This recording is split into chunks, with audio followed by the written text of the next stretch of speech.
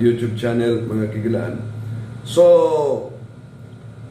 doon na tayo mga na-post nga Bisaya o Tagalog, pero may mga Tagalog sa comment na nagsasabing sana ma-Tagalog o kaya malagyan ng subtitle ang video natin na na-upload sa YouTube sapagkat marami umanong mga Tagalog na hindi makaintindi ng Bisaya. So, ngayong umaga mga kapatid, ating tatalakayin at susuriing mabuti yung naganap na debate ni Father Darwin Getgano, yung exorcist sa Diocese ng Tagbilaran, at siya kasama natin sa Catholic Faith Defenders, no? At sa INC debater na si Ramel Parba na naganap sa Loon Bohol na debate.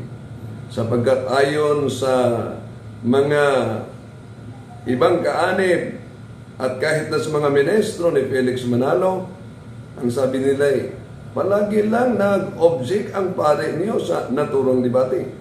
Pero meron sa kasunduan na kung meron mang mga violation sa bawat isa, dapat mag-object ang debater, yung moderator ang magdesisyon. So, sapagkat noong mga nakalipas na program at sa video na na-upload natin sa YouTube, ating ipinakita sa inyo kung paano at ano ang ginawa ni Mr. Ramel Parba upang mariing pabulaan ang Iglesia Katolika na itong iglesia na ito ay tatag ng ating Panginoong Jesucristo. Paano po ba niya pinabulaan na ang Iglesia Katolika ay hindi tatag ng ating Panginoong Jesucristo? Sa pamamagitan ng paggamit sa mga aklat na Katoliko, ngunit karamihan ng mga aklat Katoliko na kanyang ginagamit hindi na nailabas. Yung palagi nilang ginagamit sa iba't ibang debate, hindi na nailabas, sapagkat alam nila na mabuking sila kapag ilabas nila sa naturang debate. Pero sapagkat wala nang ibang magamit ang mga ministro ni Felix Manalo, paano niya tinutulan na ang Iglesia Katolika ay hindi tatag ng ating Panginoong Jesucristo sa pamamagitan ng paggamit sa aklat Katoliko? Yung pananampalataya at katuwera na ang may akda ay si Monsignor Jose Abreu, na ang katagang Katoliko ay hindi ginagamit ng ating Panginoong Jesucristo at ng mga apostol, ngunit napatunayan at ipinakita ko sa inyo na pinutol ng naturang ministro. Hanggat mo itong libro, pare, ang wikang Katoliko ay salitang Griego. Ibig sabihin, pangkalahatan. Bagamat hindi ginamit ng Panginoon o ni Kristo at ng mga apostol ang katagang ito. Tanggap mo to, hindi? Oo na nga, ay inon ako kaganina, nga rin ato botlon. Oo, natubag ko, Mr. Moderator. Atong tiwason. Tiwason na to. Kay ay incomplete man. No words, no signs. Ningon din ni bagabat, hindi ginamit ng Panginoon at ng mga apostoles. Di man i-period, kama man Anong imo mang i-period? Mo nang ma-period, imong pagsabot. Padayon. Katagang ito ang diwa ng kanilang mga gawain at utos ay Katolika o pangdaigdigan at pangkalahatan. Inyong gawing alagad ang lahat ng bansa. So klaro, Catholic. Iritso lang lagi basa. Mo lang aaron makomplito, parang dili ma-incomplete ba? INC. At yun naman isang aklat na paboritong-paborito nila, ang Roman Catholic Church by Edward Taylor, no? Na ang nakasulat, the word Catholic was first used by St. Ignatius, Bishop of Antioch. It was first used by St. Ignatius, Bishop of Antioch in Syria. was martyred about AD 110. Pero, nabasa niya ang dapat hindi basahin. No? Dapat, yung sa pahina 2, ito ang nabasa niya. The church founded by Christ is here. Diba? Ipakita ko sa inyo ang video. Nabasa niya. Matod sa ilang libro, kinsay gi-invento sa pangalang Katolika. Usbon ko. Yeah? It was first used by Saint Ignatius. Catholic is the ancient name by which the Church of Christ has been known for 19 centuries. It was first used by Saint Ignatius, Bishop of Antioch in Syria. Pagkatapos, the church founded by Christ is here for the first time called the Catholic Church.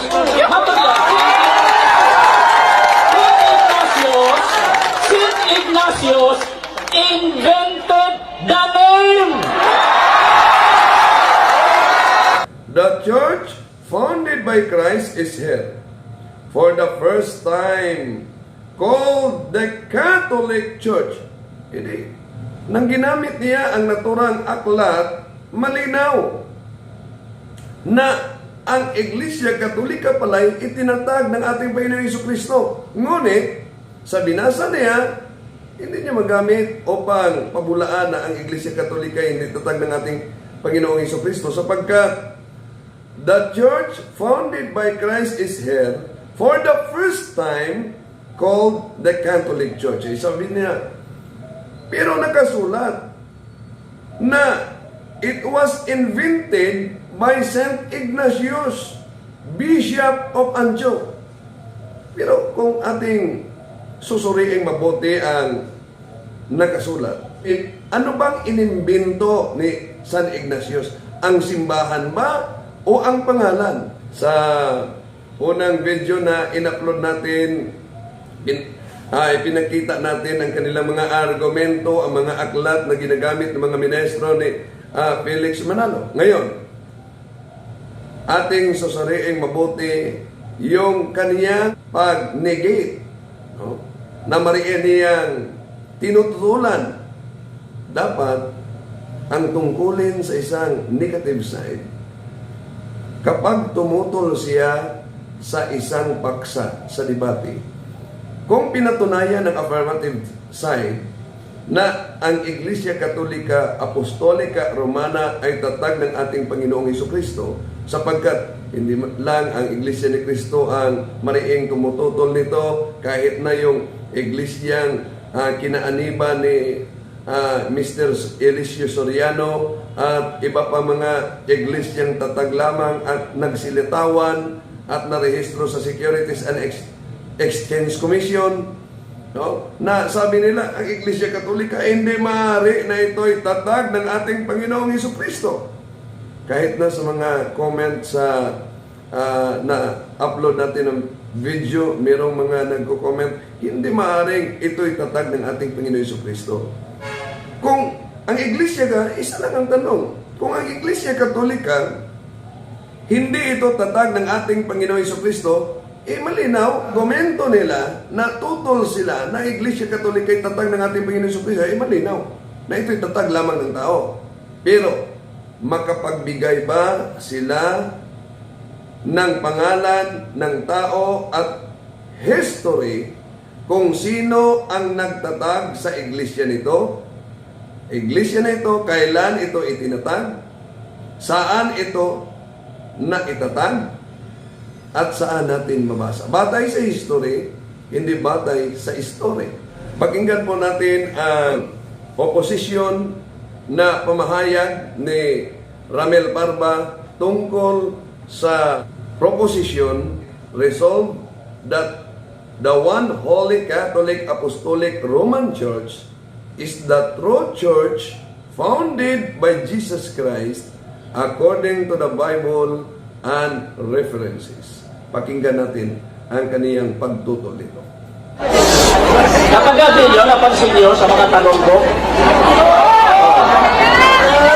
paiwas.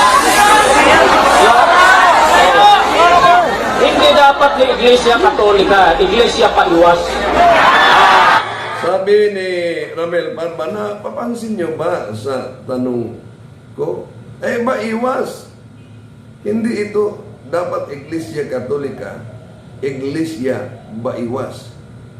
Kung nakita nyo sa unang upload ng video, na kung susuriin nyo mabuti, bawat tanong ni Parba, supalpal ang resulta. Pati na yung paggamit niya ng mga aklat Katoliko na nalaman INC pala, sabi ni Father Darwin, incomplete. Hanggang pa itong sabi ng pari ninyo, Mateo 16:18, and upon this rock I will build my church. This church cannot be other than the Church of Christ. Hanggang pa ito, hindi. Tawag mo.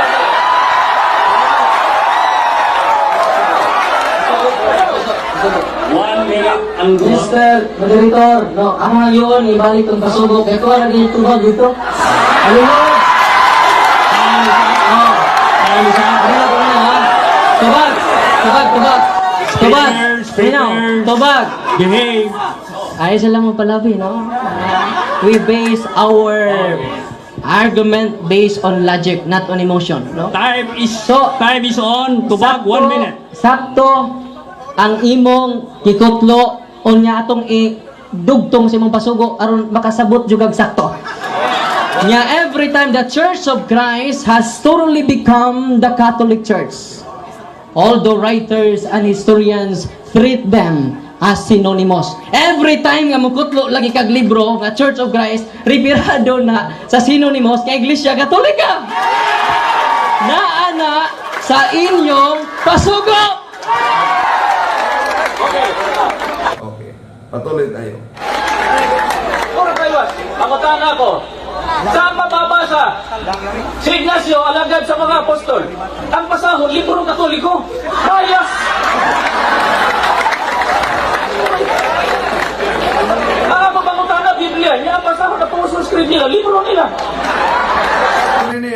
Nagtanong ako, saan mabasa na si San Ignacio ay alagad ng apostol? Sabi niya, anong binabasa? Aklat Katoliko. Baiwas. Hindi yan baiwas. Batay sa mabasa sa ebidensya, palagi niyong ginagamit ang naturang aklat.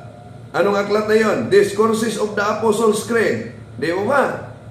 Anong nakasulat sa ginagamit niyong referensya against sa Iglesia Katolika? Malinaw. Nakasulat sa naturang aklat na si San Ignacio ay disipulo para ni San Juan. Bakit sinabi niya baiwas? Ang tanong niya malinaw, saan mabasa? Hindi naman siya sinabi saan mabasa sa mga aklat na hindi aklat na Katoliko na si San Ignacio, gagamitin ng history. Pero ang tanong ay malinaw, saan mababasa na si San Ignacio ay disipulo ni San Juan? Ginamit yung kanilang aklat din na paborito, Discourses of the Apostles' Creed. So bakit sinasabi niyang baiwas na nasagot naman ang naturang tanong? Kaya sa may tema, patutunayan sa Biblia o mga referensya. May referensya, wala may Biblia. Ano po ba ang nasa kasunduan na pinirmahan ni Mr. Parba? Patunayan, anong gagamitin sa naturang debate? Patunayan sa pamamagitan ng Biblia at mga referensya. Iyon ang kasunduan. So, maaring Biblia, maaring referensya ang gagamitin. Tingnan natin ang mga ministro ni Manalo. Pag sila'y tutol, mariing tutulan nila ang paksa, anong gagamitin nila? Referensya, hindi lang Biblia. Yun pang mga aklat na pinag-aari ng Santa Iglesia Katolika, ngunit pinutol, putol ng mga ministro ni Felix Manalo. Patuloy tayo. Kaya sa may tema, patutunayan sa Biblia o mga referensya. May referensya, wala may Biblia. Sabi niya, nasa kasunduan. Alam pala niya, patunayan sa pamamagitan ng Biblia at mga referensya. Sabi niya, o inaamin niya, merong referensya, walang Biblia. Baka hindi nakita ni Ramel Parba na gumagamit din si Father ng Biblia. San Mateo 16:18. Et ego di coquiato is Petros et soperam Petram edificabo Iglesiam iam et portae in piri non praebilabot adversus iam. So itong iglesia na itinatag ng ating Panginoong Hesukristo, ano ba ang iglesyang ito? Malinaw, kahit sa kanilang Pasugo Magazine, 1966, malinaw. Anong nakasulat sa kanilang Pasugo Magazine? Ang Iglesia Katolika na sa pasimulay, siya ang Iglesia ni Kristo.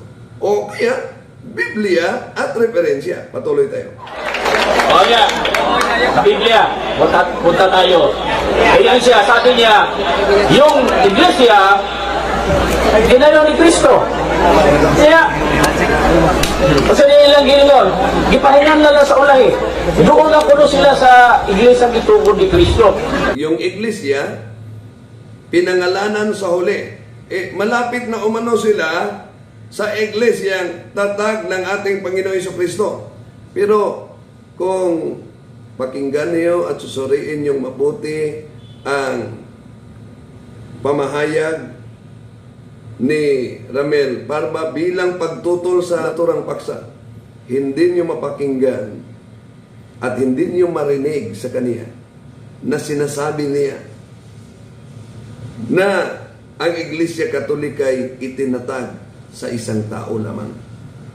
Anong interpretasyon na? Nasa aklat ninyo. At nakasulat, it was first used, it was invented by St. Ignatius. Ang pangalan, hindi ang simbahan. Ay, malinaw naman yan. Okay, balikan natin si Parba. Ako ba yung ano yan? Huwag binasa mo, binalito na lang. Pag binasa mo sa unahan, yung sinasabi niya sinonimo sa mga writers, pag binasa mo sa unahan, ipaliwanag, itinalikod yung iglesia. Hindi nakikitas. Sapagkat ginamit ni Father Darwin Gitgano yung Pasugo Magazine na nakasulat, ang Iglesia ni Kristo ay ganap nagiging Katoliko. Sabi niya, pag binasa natin ang naturang Pasugo, itinalikod ng Iglesia Katolika ang Iglesia ni Kristo. Iyon ang claim niyo na itinalikod ng simbahang Katoliko. Pero wala yan sa Biblia at hindi rin yan mababasa pati na sa mga referensya na may naganap na pagtalikod sa totoong iglesyang itinatag ng ating Panginoong Hesukristo.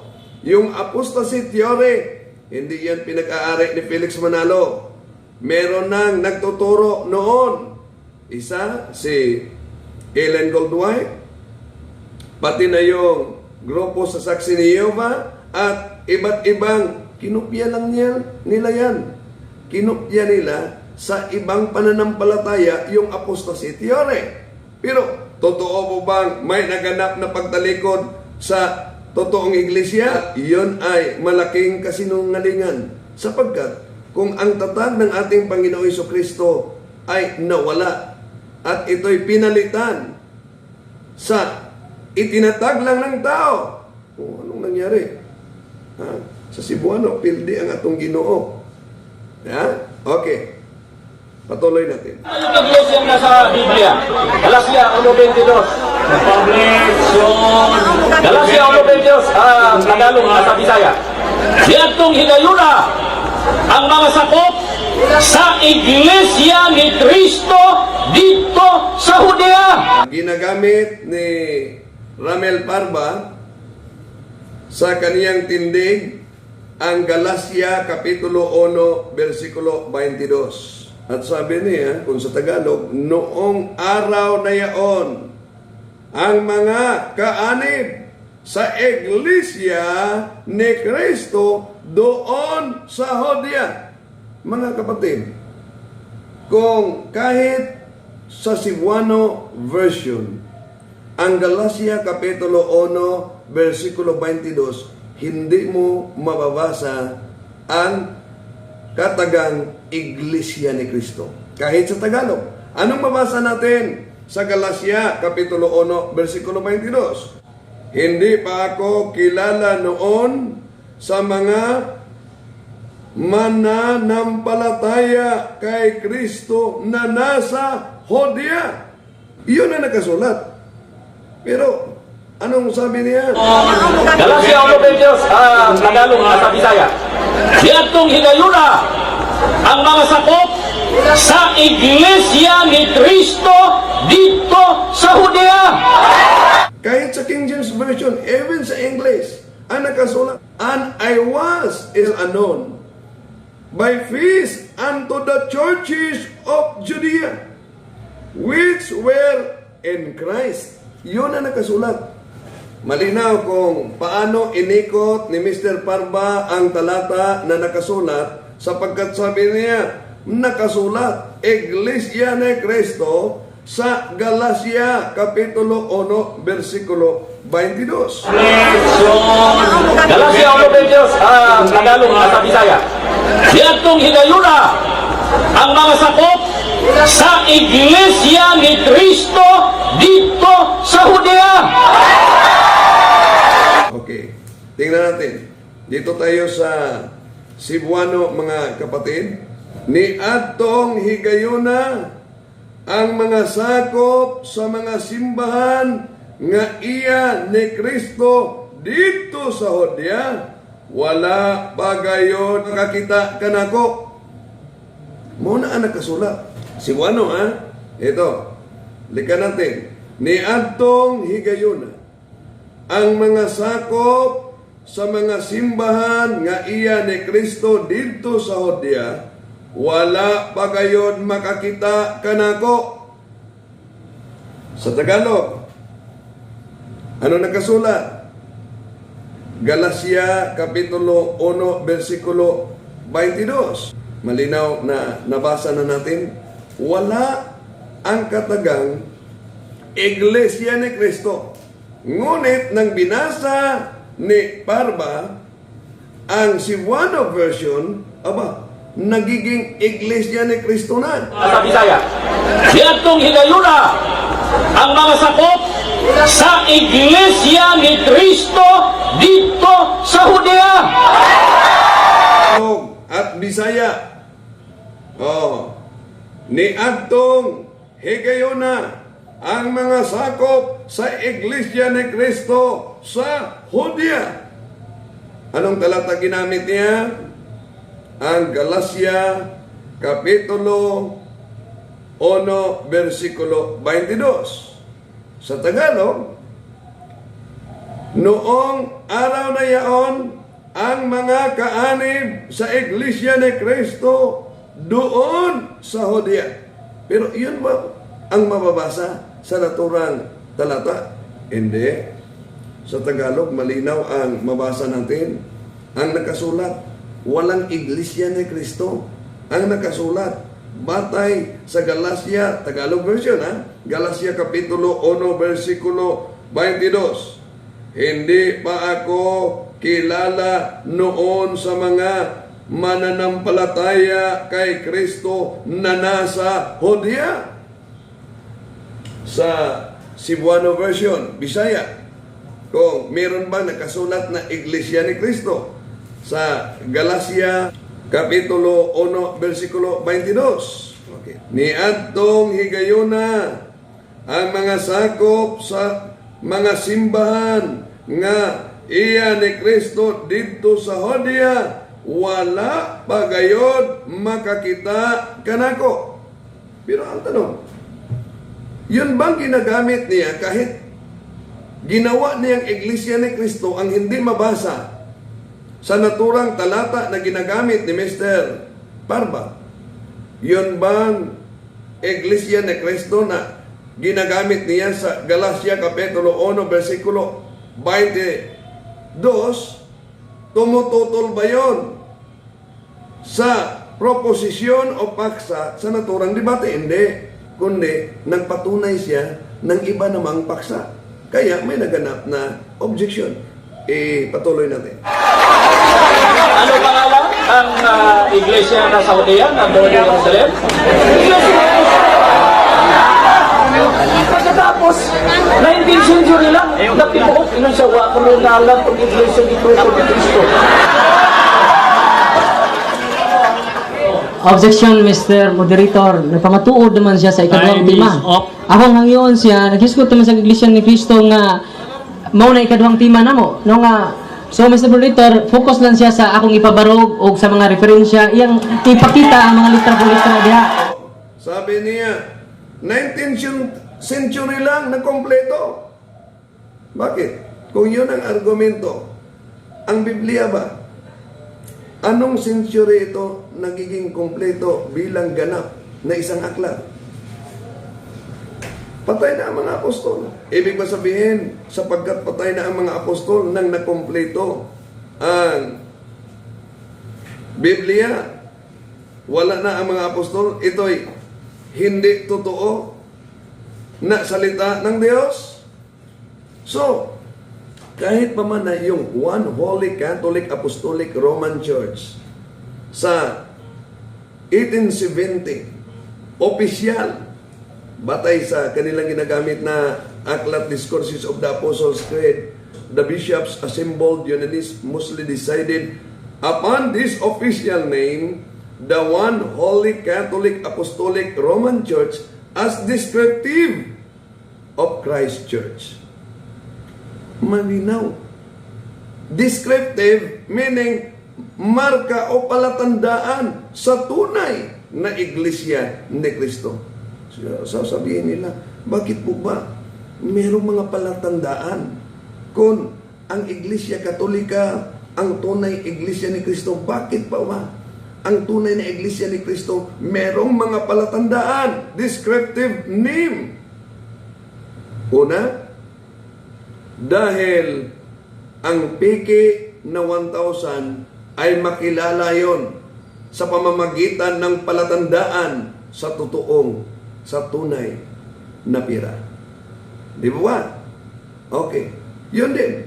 Sapagkat sinabi ng ating Panginoong Hesukristo sa Mateo Kapitulo 24, versikulo 24, sapagkat may lilitaw na mga huwad na Kristo at mga huwad na mga propeta. Mayroong lilitaw na mga huwad ng propeta na magdala sa pangalan ng ating Panginoong Hesukristo. Kaya, kailangan ang mga palatandaan sa tunay na iglesia. Sino nagsabi? Si Propeta Jeremias, batay sa nakasulat sa Jeremias Kapitulo 31, versikulo 21, ito ang sinabi, maglagay ka ng mga batong pananda sa inyong landas. Hanapin mo ang daang iyong nilakaran. Sino ba ang daan? Sa Juan Kapitulo 14, versikulo 6, ako ang daan. At ang Panginoong Hesukristo na nagsabi, ako ang daan. Colosas Kapitulo 1, versikulo 18, siya ang ulo ng iglesia at ang iglesia ay kaniyang katawan.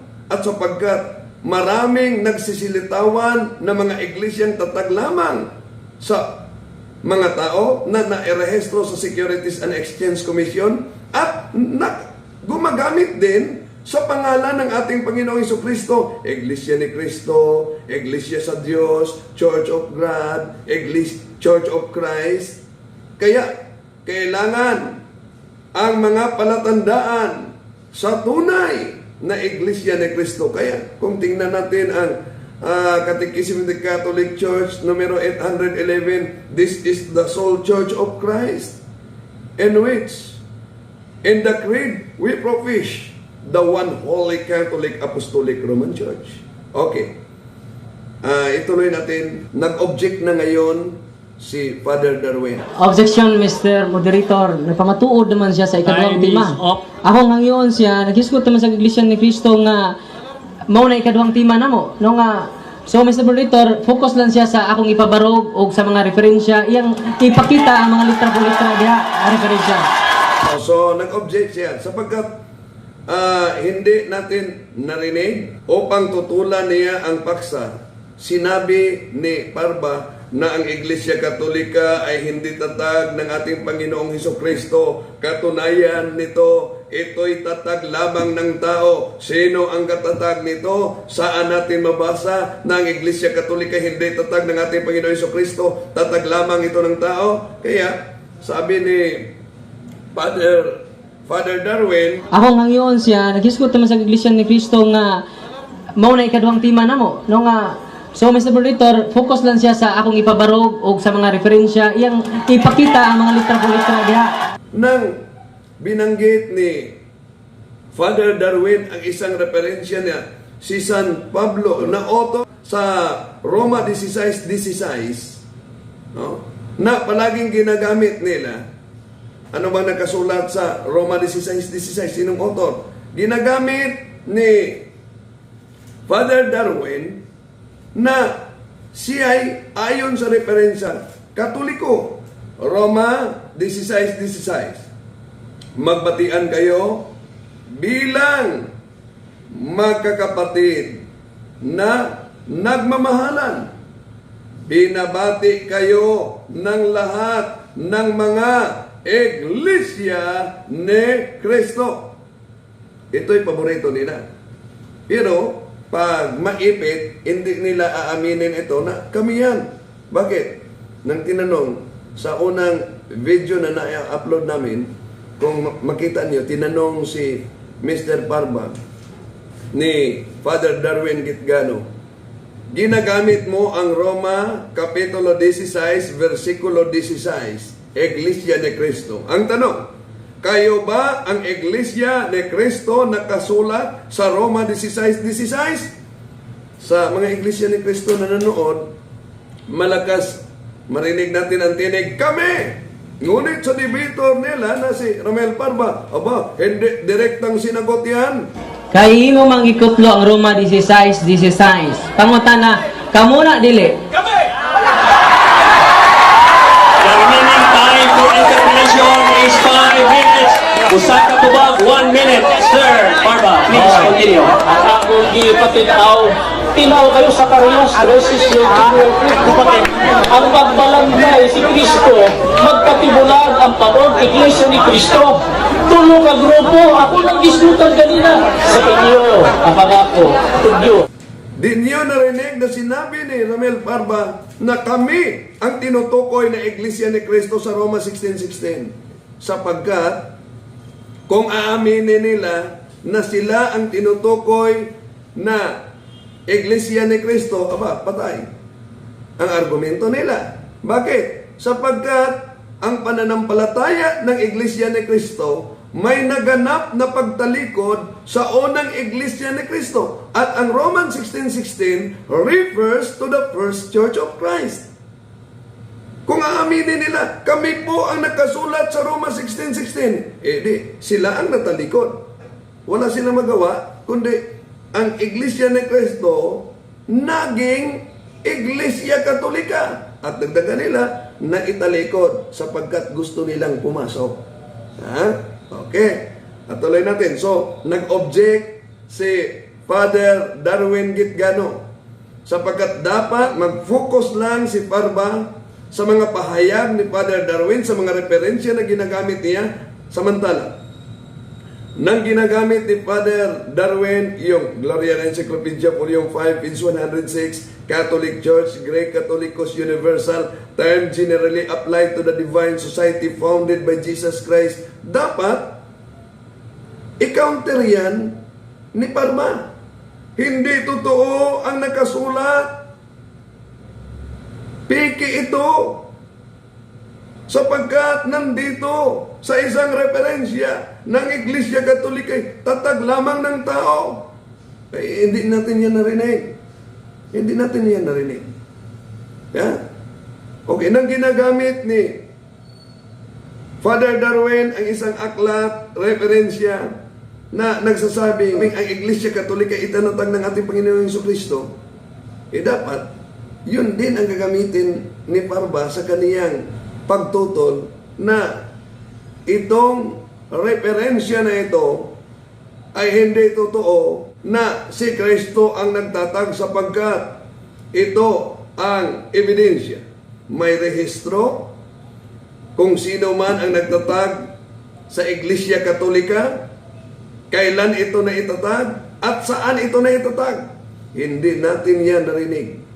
Kahit sa sino mang debator sa iba't ibang mga religions.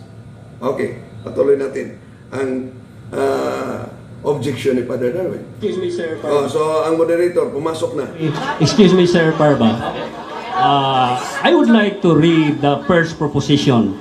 Pamatudan ko nga ang Iglesia Katolika Apostolika Romana mao ang matuod nga iglesia nga tinukod ni Kristo sumala sa Biblia og referensya. Ang imong istorya ganina mao to nga imong pamatudan. Ang buot ipasabot, your negative comments should be upheld. Negative comments. Binasa muli sapagkat nawala si Parba sa kaniyang tindig.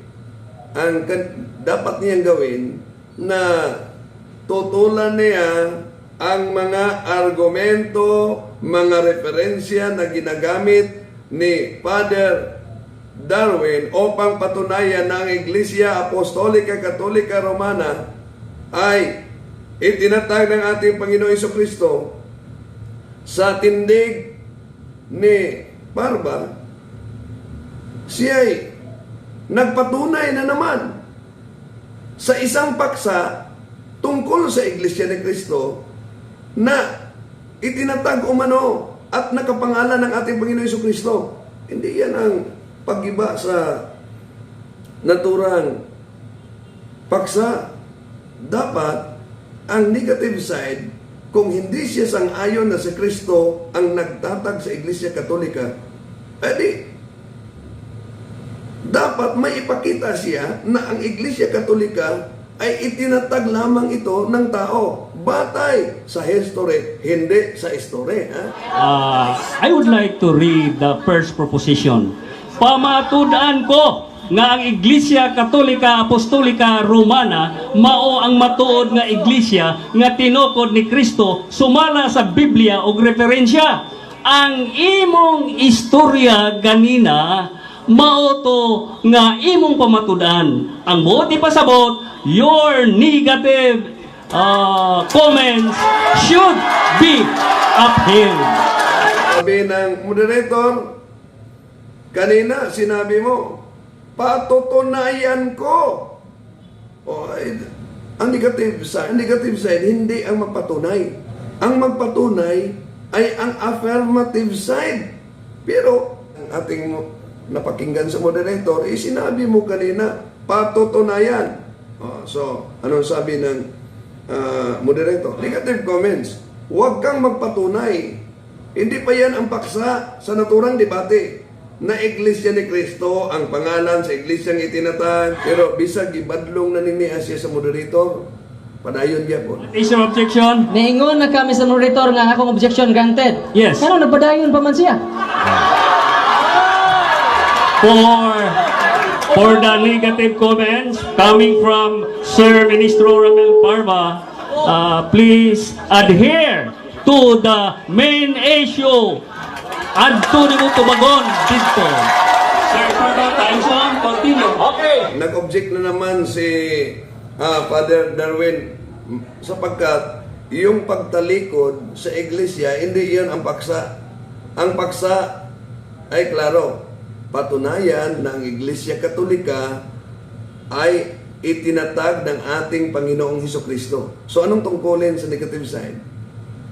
Ang tungkulin sa negative side, sa kaniyang pagnigar ay ipakita niya ang mga ebidensya na ito'y hindi tatag ng ating Panginoong Hesukristo. Anong ginagamit niya? Sa Gawa ng mga Apostol, Kapitulo 20, versikulo 29, sapagkat ang Iglesia ay pinasok ng mga bulaang propeta, bulaang mga ngaral. Alia, nahibalo ako sa tapos sa akong pagigan, pagkasudlon kamo sa lobong mabangis, nagili pa sa iluon ang panon, o gikan sa kaugalingon inyong pundok. Manindog ang mga taong magsulting balitan sa pagbulag sa mga tinunan, sunod kanila. Objection, Mr. Time's up. Objection, Mr. We give Moderator. time for the No? objection. What is your objection? Klaro akong objection. Ni-deny naman ang moderator. Ano, nagpadayon pa man siya ng nisod ng mga lobo. Muritso naman sa ikaduhang tima. I-reserve lang na sa ikaduhang tima. Okay, mao naman na. Ang tima karon, kanong matuod nga iglesia ang simbang Katoliko, gitukod ni Kristo. Ipamatuod nga dili tinukod ni Kristo. Okay. Objection granted. Dinamihan niya ng paksa. No? So kaya may objection. There is an objection. What is your objection? Nagpamatuod naman nun sa iglesia ni Kristo. Kinahanglan, iyang gubon, kaya dapat sa unang tima ron. Na ang Iglesia Katolika, Apostolika, Romana, tinukod ni Kristo. Wa, yung kakaguba. So, Mr. Moderator, babalik ka siya. Kay, Objection is granted. Objection is granted. Sir Parva, you are in the negative comment at this point in time. Guba ang Katolika. Ayaw ipamatuod sa ang imuha kaysa sunod na ikaw na ang magmatuod. Okay, yun ang objection ni Father Darwin, mga kapatid, no? Sapagkat parang nawala na si Parva sa kaniyang tindig, no? Nang patunay siya na ang pangalan ay Iglesia ni Cristo, may naganap umano na pagpasok sa mga bulaang tagapangaral sa Iglesia. Oh. So, at natalikod, yun, kaya nag-object si Father Darwin. Kung bakit si Father Gitgano ang pinaburan ng moderator nang siya ay nag-object sa tindig ni Ramel Parva. Yung tindig ni Ramel Parva dapat ay tutulan niya ang lahat ng mga teksto at referensya na ginagamit na inilanta ni Father Gitgano sa publiko upang patunayan na ang Iglesia Katolika ay iglesyang tatag ng ating Panginoong Hesukristo. Ngunit, nang tumindig na si Parva, abay, siya ay nagpatunay naman na ang iglesia umanong itinatag ng ating Panginoong Hesukristo nakapangalan ng Iglesia ni Cristo. Oh. Pero hindi natin narinig na sinabi niya, hindi totoo ang Iglesia Katolika, Apostolika Romana, sapagkat ang tunay na iglesia na nakasulat sa Galacia Kapitulo 1, 22 ay Iglesia ni Cristo.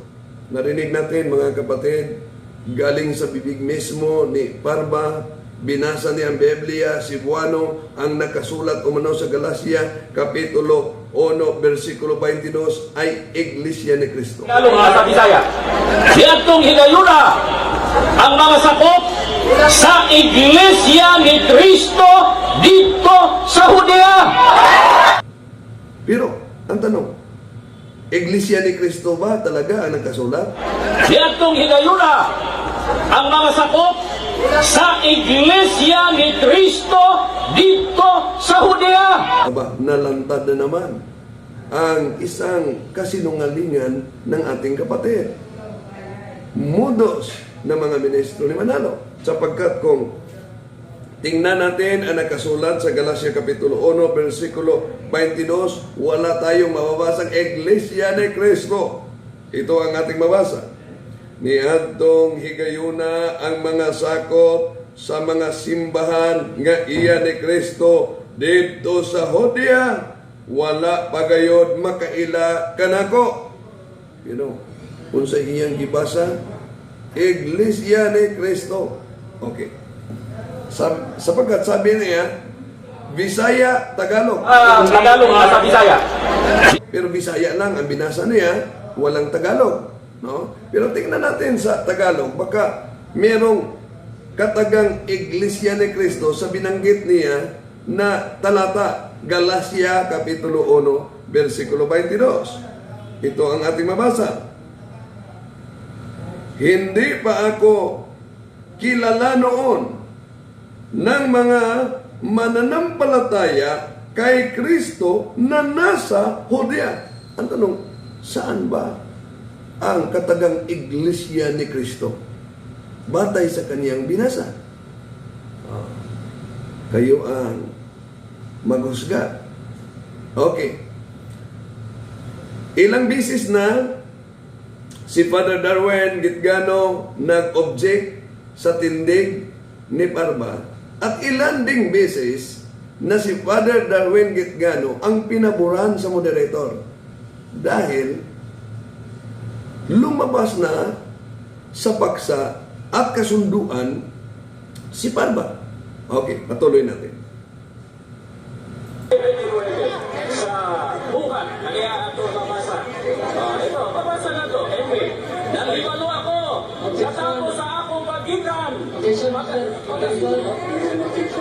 Yan kasi ang paborito nila. Gawa, Kapitulo 20, versikulo 29.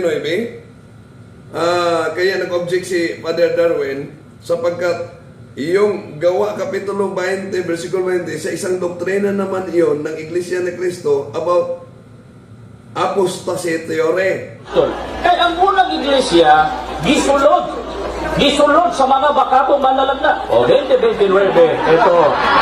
O, 2029, sa buhat, kaya ito mabasa.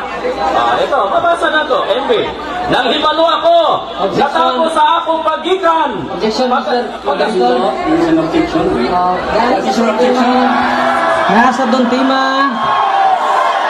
Wait. Time is up, man. Nasa tong we Tima. give time for the objection. Nasa atong rule, Mr. Moderator, kung ang maglalantugi mo kawas na sa Tima, kinahanglan iyang ipasubay pag-usab sa Tima. Ika nang ilang italikod, muritso naman na sa ikaduhang Tima. So akong hangyoon, nadaghan man sa libro diha, wa na nagamit. So gamita nga litra po diha, nga dili tinukod ni Kristo ang Katoliko. Objection is granted. Objection is granted. Continue, Sir Ministro Ramel Parma, for your speaker. At hindi naman yun paksa sa naturang debate na patunayan na ang unang iglesia ni Kristo ay natalikod. Hindi yun ang paksa. Malinaw ang paksa na pinirmahan din ni Parba, patunayan na ang Santa Iglesia Apostolica Katolika Romana ay iglesyang tatag ng ating Panginoong Hesukristo ayon sa Biblia at mga referensya. Okay. Pero, babasahin muna natin sa Tagalog itong paborito nilang talata na ipalitaw nila may naganap talaga na pagtalikod sa unang iglesia ni Kristo. Kung ito bang nakasulat sa Gawa Kapitulo 20, versikulo 29, nakasulat ba talaga dito na may naganap na pagtalikod sa unang iglesia ni Kristo? Tingnan natin. Gawa Kapitulo 20, versikulo 29. Ito ang nakasulat. Alam kong pagkaalis ko'y magsisipasok ang mga mababangis na asong gubat. Ito ang nakasulat sa pag-alis. Wala nakasulat na alam ko nga sa pag-alis namin matalikod ang unang iglesia. Okay. Sapagkat ito'y paborito ng mga ministro ni Manalo. Kahit sa panahon pa ng kanilang founder na si Felix Manalo. Okay, ito ang nakasulat. Alam kong pagkaalis ko'y magsisipasok ang mga mababangis na asong gubat at walang patawad nilang lalapain ang kawan. Hanggang dyan lang. So, kaya pumasok ang mga asong gubat, walang patawad na, lalapain ang mga kawan. Anong interpretasyon na? Natalikod sa pagpasok sa mga mababangis na asong gubat. Natalikod ang totoong iglesia. Pero hindi naman sinabi na natalikod. Ituloy lang natin pagbasa sapagkat ginagamit nila ang Gawa Kapitulo 20, versikulo 29. Anong sabi ni San Pablo sa Gawa Kapitulo 20, versikulo 31? Ituloy lang natin. Kaya't mag-ingat kayo. Oh, mag-ingat bala. Sino? Yung pinasok, hindi. Sinabi, kaya matalikod kayo. Okay, tuloy natin. Kaya't mag-ingat kayo. Alalahanin ninyong tinuruan ko kayo araw at gabi sa loob ng 3 taon at maraming luha ang pinuhunan ko. 32. At gayoy itinatagubilin ko kayo sa Diyos at sa Kaniyang salitang nagpapahayag ng Kaniyang kagandahang loob. Ito ang nakapagpatibay sa inyo at makakapagtibay sa mga pagpapalang inilaan sa lahat ng Kaniyang ginawang banal. Anong sabi ni San Pablo? Makapagpatibay. Hindi sinabi ni San Pablo, kung ituloy lang natin, makapagpatibay. Kahit pa papasokin ang totoong iglesia sa mga asong gubat. Ngunit ang iglesia mananatiling matibay. Sapagkat ayon ni San Pablo, itagubilin ko kayo sa Diyos. Hindi sinabi niya, matalikod kayo. Oh, pero nag-object si Father nito, no? Sapagkat hindi na ito ang paksa. Nahibalo ako sa tapos sa akong pagigan, pagkasudlon kamo sa lubong mabangis, nagili pa sa iluon ang panon, o gikan sa kaugalingon inyong pundok. Manindog ang mga taong magsulting balitan sa pagbulag sa mga tinunan, sunod kanila. Objection, Mr. Time's up. Objection, Time's up. Mr. We give Moderator. time for the No? objection. What is your objection? Klaro akong objection. Ni-deny naman ang moderator. Ano, nagpadayon pa man siya ng nisod ng mga logo. Muritso naman sa ikaduhang tima. I-reserve lang na sa ikaduhang tima. Okay, mao naman na. Ang tima karon kanong matuod nga iglesia sing mga Katoliko gitukod ni Kristo. Ipamatuod nga dili tinukod ni Kristo. Okay. Objection granted. Yun talaga ang hinintay ng mga tao. Kahit sa affirmative side, na galing mismo sa bibig ng negative side, na nagsasabing, batay sa mga ebidensya na ito, malinaw ng Iglesia Katoliko'y hindi tatag ng ating Panginoon Jesucristo. Ito'y itinatag lamang ng isang tao na sinong taong yan? Hindi natin yan napakinggan. Ngunit yung ginagamit niya, itinatag ito ni San Ignacio. Anong ginamit niyang aklat na binasa? The name Catholic Church was first used by Saint Ignatius. It was invented by Saint Ignatius. Aba, hindi rin na yan magamit na katibayan ng Iglesia Katoliko. Si San Ignacio ang nagtatag. Ang pangalan, it was first used by Saint Ignatius. Pero hindi sinabing siya ang nag-imbento sa simbahan. O kahit ang moderator, alam niya na lumabas na sa paksa si Mr. Parba. I would like to read the first proposition. Pamatudan ko nga ang Iglesia Katolika Apostolika Romana mao ang matuod nga iglesia nga tinukod ni Kristo sumala sa Biblia og referensya.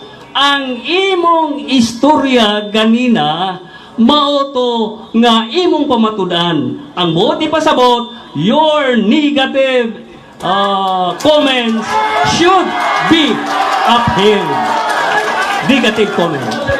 Kahit ang moderator ay may desisyon na bumalik si Parba sa kanyang tindig na gigibain niya ang mga ebidensya ng pinaboran.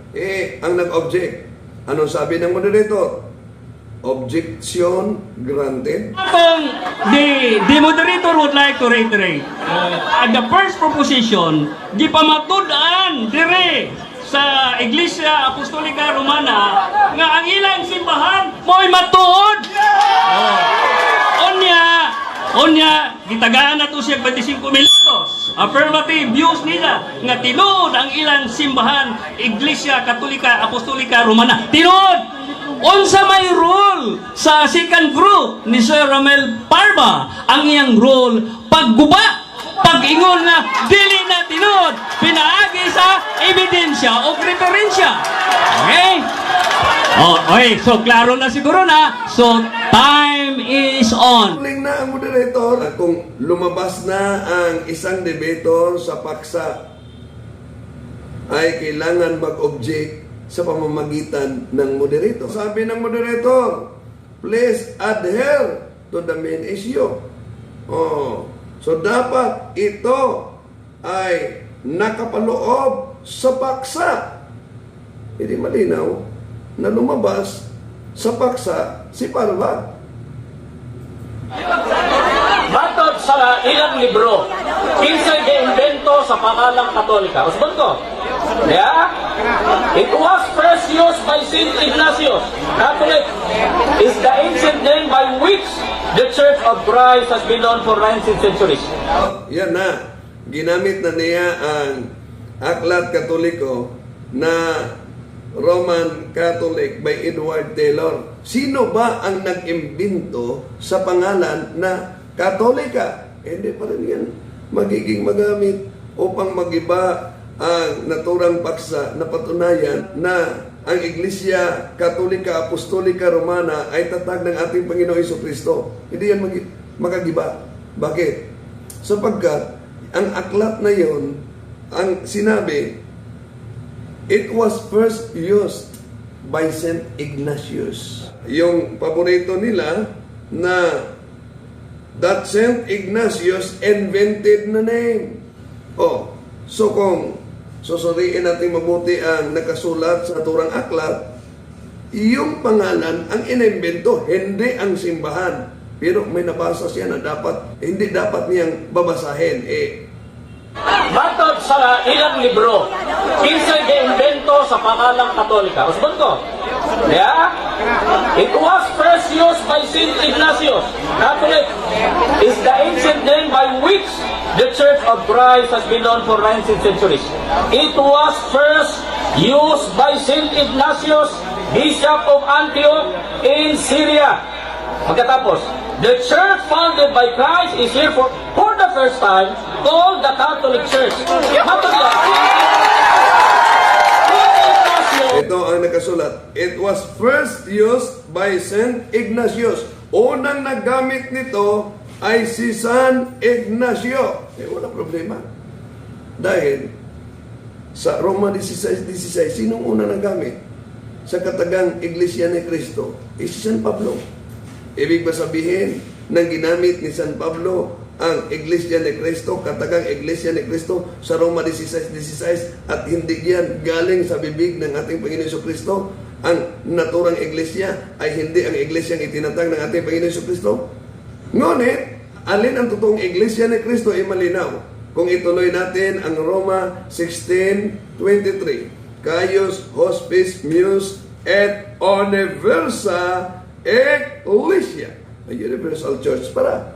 Nakasulat niyan sa Roma Kapitulo 16, versikulo 23.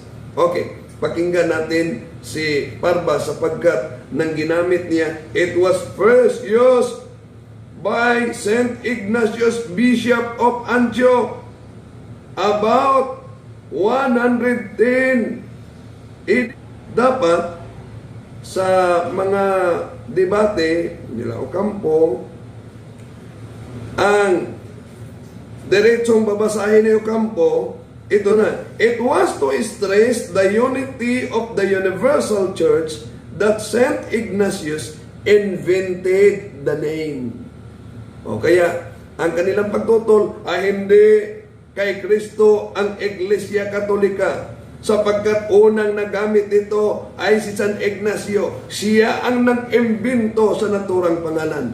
Pero nabasa ni Barba ang hindi dapat niyang basahin. Pagkatapos, the church founded by Christ is here for the first time called the Catholic Church. Matulad. Ay, nabasa niya. Ha? Nako. Nabasa. Anong lumabas sa bibig na dapat hindi niya isali sa pagbasa sapagkat ang training ng mga ministro ni Felix Manalo, pag gagamitin nila ang aklat na ito sa public debate, dapat ito lang ang kanilang babasahin. It was first used by St. Ignatius, Bishop of Antioch and Syria, who was martyred about AD 110. Then, ituloy nila. It was to stress the unity of the universal church that St. Ignatius invented the name. Yun lang ang kanilang taktika. Upang kanilang ipalitaw na hindi, si Kristo ang nagtatag ng Iglesia Katolika. Ito pala'y unang ginamit ni San Ignacio. At si San Ignacio ang nag-imbento nito. Ngunit nabasa ni Parba ang dapat hindi niya isali sa pagbasa. Anong nabasa niya? Pagkatapos, the church founded by Christ is here for the first time called the Catholic Church. Matulad. The church founded by Christ is here. Ang iglesia na itinatag ng ating Panginoong Hesukristo ay nandito ngayon. Sa unang pagkakataon ay tinatawag na The church founded by Christ is here for the first time called the Catholic Church. Matulad. Pinatunayan pa rin niya gamit ang naturang aklat na ito palang Iglesia ni Cristo sa unang pagkakataon ay tinatawag na Iglesia Katolika. And so therefore, the true Church of Christ is the Catholic Church. Matod sa ilang libro, kinsay giimbento sa pangalang Katolika. Usbon ko. Yeah? It was first used by St. Ignatius. Catholic is the ancient name by which the Church of Christ has been known for 19th centuries. It was first used by St. Ignatius, Bishop of Antioch in Syria. Pagkatapos, the church founded by Christ is here for the first time called the Catholic Church. Matulad. So, nagsisigawan ang mga tao sapagkat nabasa ni Parba ang dapat hindi niya sali sa pagbasa. Siya mismo ang nagbulgar na the Church of Christ is here. For the first time, it was called the Catholic Church. St. Ignatius invented the name. St. Ignatius invented the name. Walang problema. Hindi ang simbahan ang inimbento ni San Ignacio. Yung pangalan ang inimbento ni San Ignacio in order to distinguish between the true church founded by Jesus Christ and the schismatic churches. Pero, ibig ba sabihin na ang katagang Iglesia Katolika wala sa Biblia kahit na sa original Bible in which the New Testament was written? Meron yan sa Acts chapter 9 verse 31. Hemien on Ecclesia Catholis, tis Judaias kay Galalias kay Samarias, erinen ekenyen oy kumunomini. Okay, tuloy natin. Kanay kong pangalang Katoliko, mura legit nga ginasimbol. Ang una na, 107, Ignacio. Kilala niyo, 107. Sabi niya, ito ang kaniyang paraan sa pagtutol. Ang pangalan umano ng Iglesia Katolika ay parang jeep na inasimbol. Pero hindi pa rin niya sinabi ng Iglesia Katolika ay tatag lang ng tao. Wala kayong narinig ng ganyan. Yeah? So, sabi niya, ang pangalang Katoliko, ito'y parang isang inasimbol na jeep. Aba, baka nakalimutan ng mga ministro ni Felix Manalo na ang Biblia bago nagiging aklat, ito'y naasimbol sa iba't ibang taon bago naganap na isang aklat na Biblia. Ibig ba sabihin, sapagkat patay na ang mga apostolis nang ito'y tinawag na Biblia at nilagyan ng kapitulo, bersikulo at na-imprenta, ito'y hindi totoo na salita ng Diyos. Ngunit, alin ang nauna? Ang iglesia o ang Biblia? Natural, ang tunay na iglesia. Sapagkat ang Biblia ay produkto sa totoong iglesia. Samantalang ang nagsisilitawan na mga iglesyang tatag lamang ng tao ay produkto sila sa maling interpretasyon sa Biblia. Ayon sa mga ibang kaanib at kahit na sa mga ministro ni Felix Manalo, ang sabi nila ay, palagi lang nag-object ang pare niyo sa naturang debate.